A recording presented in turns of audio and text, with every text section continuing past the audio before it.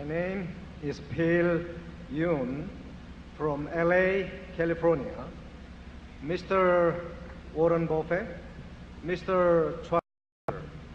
I'm one of the persons who highly admire you both. I have two questions. Question one, your view on world financial business environment in the next decade.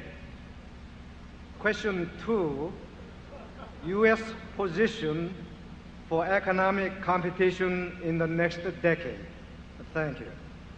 Well, you've asked two big questions, but you're going to get very small answers, I'm afraid. And that's no disrespect, but we don't think about those things very much. We just are looking for decent businesses, and incidentally, our views in the past wouldn't have been any good on those subjects. And we try to think about two things. We try to think about things that are important and things that are knowable.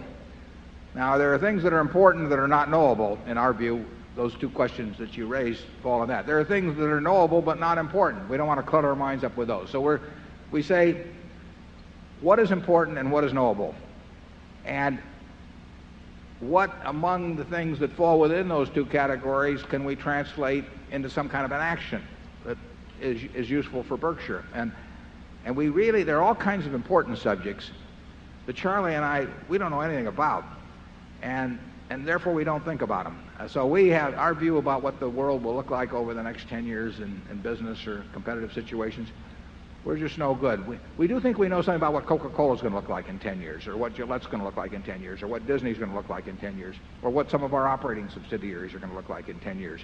We care a lot about that. We think a lot about that. We want to be right about that. If we're right about that, the other things get to be, they're less important. And if we started focusing on those, we would miss a lot of big things. I've used this example before, but Coca-Cola went public in, I think it was 1919. And the first year, one share cost $40.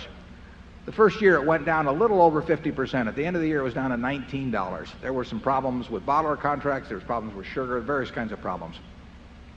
If you'd had perfect foresight, you would have seen the world's greatest depression staring you in the face when the social order even got questioned. You would have seen World War II, you would have seen atomic bombs and hydrogen bombs.